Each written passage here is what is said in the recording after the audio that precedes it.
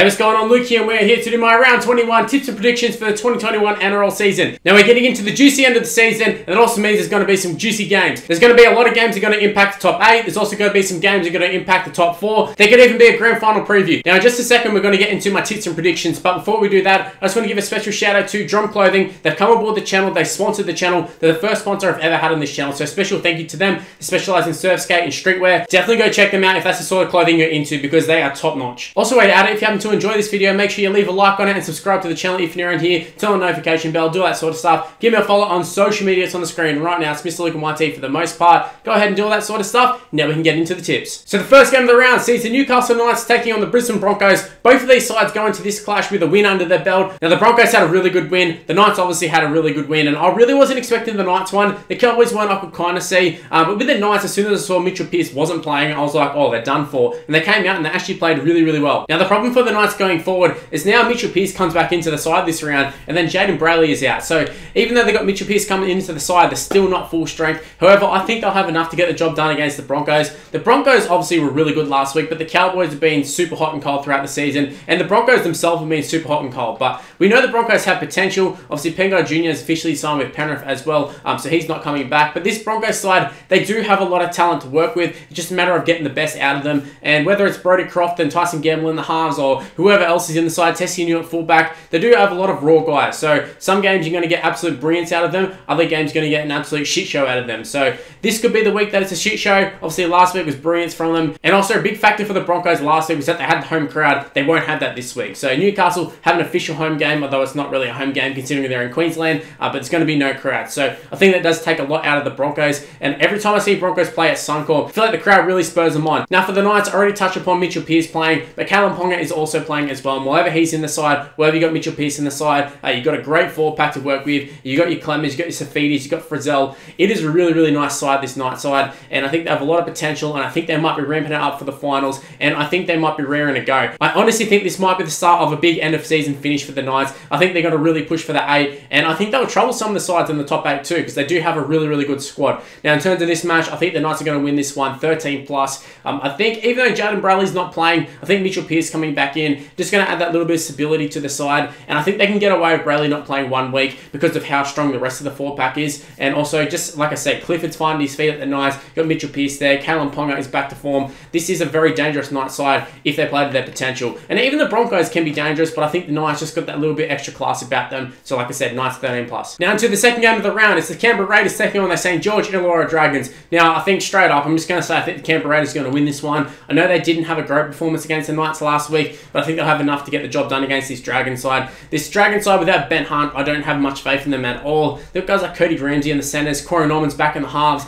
You add Clune there. The Dragon side, it's very self-inflicted, but they just have no consistency to that side, and every week you just see such a drastically different side. And I know a lot of them had suspensions and such, but I thought they might have served their suspensions and been back to a similar side. So the fact that they've got such a different side after all these suspensions, I think that can only mean bad news for the Dragons. And a lot of the guys that they threw in, a lot of the youngsters like your Bud Sullivans and such, they're back out of the side as well. So they've gone with Corey Norman, and they've just chucked him straight back into the halves, and I don't think he's the answer. Maybe Sullivan's not the answer too, but they've just chucked everybody who they dropped straight back into the side. So yeah, I really don't like this Dragon side, and the Raiders are starting to find a little bit of form. I know they got beat last week, but they're still putting on some points. This is a little bit more consistent than what they had been throughout the season, and the Knights, they actually did play really well last week. So I can see the Raiders winning this one. I can see them winning it well. I think the Dragons will have glimpses in this game, but I really can't see them doing too much, and the Raiders side is getting all their players back. I'm expecting this one to get a little bit messy for the Dragons. I'm going to go Raiders 13 plus. Actually, just before we move on to the next game, I will say the one positive for the Dragons is Zach Lomax comes in, and he's going to be a huge inclusion to the side. He's a great goal kicker, just a great centre, great player overall. So we'll see how he goes. Now into the next game of the round. This could be the game of the round. Maybe it is, maybe it isn't, but we have the Parramatta Eels taking on the South Sydney Rabbitohs. Now Jacob Arthur is out for the Eels. He's not injured, he's just been dropped. Mitchell Moses comes back into the side, so that is a huge inclusion for the Eels. The rest of the side seems fairly Eels-like. It's just pretty much the side that they were playing before Mitchell Moses was out injured. So he's definitely going to be a huge inclusion because they look absolutely clueless without him. It really exposed this Eels side, in my opinion. I thought maybe with Mitchell Moses being out, they might have been able to step it up, and maybe Dylan Brown would have been able to take over, but it didn't really happen. For the Rabbitohs, though, they have pretty much a full-strength side. Cameron Murray comes back into the side, as does Benji Marshall. I really, really like this Rabbitohs side, and in terms of both these sides going up against each other, I think they're very evenly matched. but I do think the Rabbitohs can actually get the job done here. I think Mitchell Moses coming back in. I think he's just going to need a little bit of time to sort of get the form going again. And honestly, I wouldn't even be surprised if he's come back a little bit early just because of how the Eels have actually been performing. But this Rabbitohs side, we know they're capable of so much more than what they offer. Every now and again, they'll beat a team by 60, and even when they do beat teams by 60, you sort of look at them and go, I think they could be a lot better.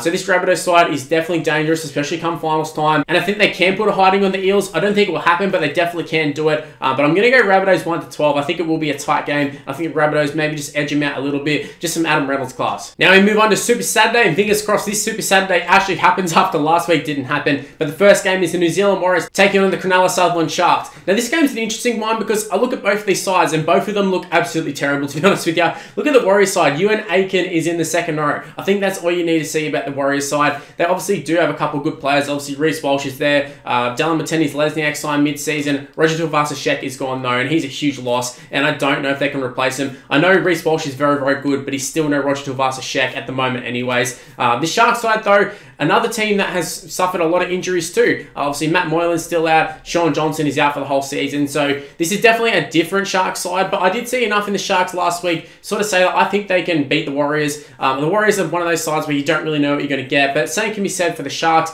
I think Sharks are just a little bit more consistent though, and I think in terms of picking a winner, you've got to go with the Sharks. They're the smart money for this one. However, I'm not willing to write off the Warriors either. Just Ewan Aiken in the second row. I was going through the team list and I was like, surely not that Ewan Aiken second row.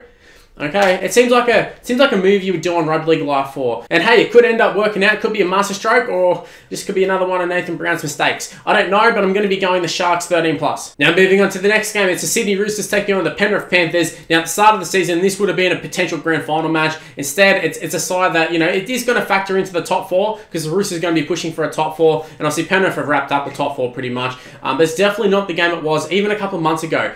Penrith have really dropped off, all the injuries there. Speaking of injuries, Nathan Cleary named an extended bench. Don't know whether he's going to play. I probably wouldn't risk him. But the Roosters side, they've been playing decent, but then they come up against a side like Penrith and they usually fall off. But this isn't the Penrith of old. This is the new Penrith. This is the injured Penrith. And the Panthers haven't been playing that well, let's be honest. They've been getting wins, but they just haven't been up to scratch. And Melbourne really put the sword in last week. Melbourne definitely not phased at all by this Penrith side. And like I said, the injuries are there, so it's not surprising. But now coming up against Roosters, I think this is actually going to be a fairly even clash. I think the Roosters obviously had a lot of injuries themselves, but they still got Tedesco there. Sam Walker's in pretty good form. They got a lot of good players. Joey Manu's still there. The forward pack is fantastic. I think this will be a great test for Penrith. And also Pengai Jr. making his debut for Penrith as well. And if Nathan Cleary doesn't play, I think it's going to be a huge test for Jerome Luai. We all know what he's capable of. We've seen in the past him and Burton be able to gel as a combo. But I'd love to see if they can just get the job done against a top-notch side, not taking on guys like Tigers and all these other sides. Like, I actually want to see how they go against a top-tier side, and we know the Roosters can be a top-tier side despite all injuries. So in terms of picking a winner, I think I'm actually going to go Penrith. I think they're going to bounce back. I think Pengai on the bench would be huge for them. And I think Luai and Burton, I think they'll be able to form up a little combination. And I think the embarrassment of last week's loss to Melbourne, I think it'll really spur them on. And the Roosters, they do have a lot to play for. But Penrith, I think they'll have a lot more to play for purely just because of how embarrassed they were last week. And they need to hit back very, very quickly. In saying that though, I can easily see the Roosters winning this one. I can see Tedesco running rampant, but I can see a whole bunch of other Roosters players running rampant. They're just one of those sides that you can never write them off. They're just one of those sides that you can never write off despite all the injuries. You just know they've got too much class in some of these players, and individually they can still win games. But for this one, I think I'm going to go Penrith 1-12. I think it's going to be a tight one. Now we move on to the last game of Super Saturday, and this one, it really is a super one. It's the Manly-Warringah Seagulls taking on the Melbourne Storm. Now this one definitely could be a grand final potential match. I was talking about it in the start of the video, and in some of the previous games, including the one we just talked about, including the Parramatta Eels one, there's a couple of games that could be match of the round, but this one, it really is it. We have Manly up against the Storm. Storm with a form team at the comp, but Manly really competing with them for it. And the funny thing with Manly, apart from Penrith, I think they're the only other side that I could really realistically see beating the Storm. And yet they're not even guaranteed to be in the top 4. Now this game I think will play a huge part in whether they actually do get the top 4, and even in terms of whether they're going to be an actual threat to the Storm. So the Storm could come out, they could wipe the floor of Manly, and we put a line through Manly as well. The Storm have done it to every other single side. Wouldn't be surprised if it happens to Manly. But Tommy Turbo was in fine form the other night. He was absolutely killing it, and I know the Sharks hung with them for a little while, but in the second half, he just really took over. It's like Tommy just gets the ball, and he just goes, oh, I can't be bothered stuffing around, let's just score a try, let's just end this game. That's exactly what he did last week. Actually, he did it a couple times, he did it more than a couple times. He was just absolutely fantastic. Now, I don't think he's going to be able to do that against the Storm. Maybe some moments he'll be able to do it, but if we've learned a lot of things about the Storm over the years, it's the fact that they can shut down star players. They've done it in the past, they'll probably do it in the future, they'll probably do it to Tom Trbojevic, but also, if there's one player who can just go against the game plan, it's Tom Trbojevic. I can see him just tearing apart the Storm. I can also see the Storm shutting him down, so it'll be interesting to see how it goes. Now, I don't see it being a battle of Brookvale or anything, but I think it is going to be a fiery game. You've got Des Hasler up against Bellamy. I think it's going to be a really, really good game, and I'm honestly having a hard time picking a winner. I'm going to go with the Storm just because of how good they've been throughout the whole season, but this Manly side is capable of anything. You got Cherry Evans there, you got Foran, you got Trbojevic, you got both Trbojeviches, you got some really, really good players in this side, and I'm really excited to see how Manly go. Are they a genuine threat to win this 2021 Premiership? Regardless though, in terms of picking a winner, I'm going to go with the Melbourne Storm. I think it will be 1-12. I think it will be a tight one, but Manly, I really think they can give them a run for their own money. Now we move on to Sunday afternoon football. So Canterbury-Bankstown Bulldogs, my Bulldogs taking on the West Tigers. Now the Bulldogs are absolutely terrible last week. I kind of saw it coming just with the team list. Kyle Flanningham's in the side. There was a whole bunch of other guys who probably shouldn't have been in the side. But this week, I feel a little bit more optimistic. We have Biondi Odo coming into the 5'8" position. He'll be making his run-on debut, and he's been absolutely outstanding off the bench.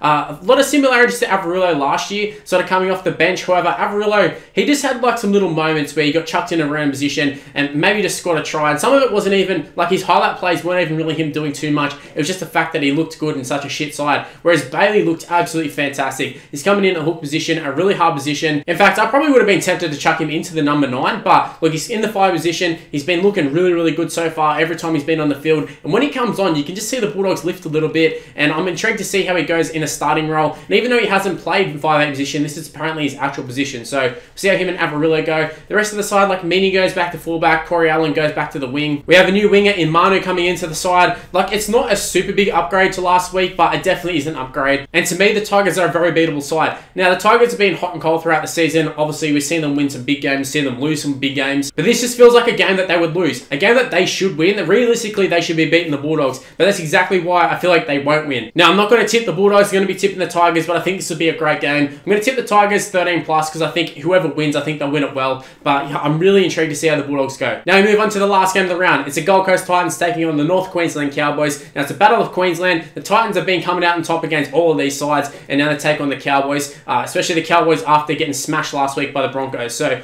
the Cowboys have a lot to play for, a lot of pride to play for, but the Titans were, they were outstanding against the Bulldogs. I think we all saw it coming. I just got done talking about the Bulldogs and how bad they were, but the Titans are very, very good. And honestly, I think a lot of it comes down to Sexton coming into the side. And even though I feel like Fogarty is a bit hard done by to not be in the side, you got Ash Taylor there. I feel like you can just insert either one of them, and I think Sexton is definitely a halfback, but the other guy I think could be either Fogarty or Ash Taylor, but they've gone with Ash Taylor now. They've kept him in the side. They got Brinson at the back. They got Fafita, Big Tino. They got Proctor. They got a lot of good players in their side. And with how the Cowboys played last week, I just can't see a way that the Titans don't win this one. However, similar to the Tigers, just got done talking about them, there is a lot of similarities in the sense that the Titans should win this one. They just move into the top 8. They're on track to make the top 8 for the first time in however many years. And yet this is a game I could see them losing. Not because they're not a better side than the Cowboys, but just something about it. It's like they beat themselves when they take on these sort of sides. So I am going to be tipping the Titans, going to be tipping them to win 13+. With the Cowboys, I think they do have potential. I think they can get the win here. And kind of similar to some of the other teams we've talked about throughout this video, there's a little bit of the embarrassed element. Like Penrith, they got absolutely towed up last week. I can see them coming out and putting on a show this week. Similar to the Cowboys, they got embarrassed last week, losing to the Broncos. You don't want to lose 2 weeks in a row to Queensland side. So I can see the Cowboys bouncing back.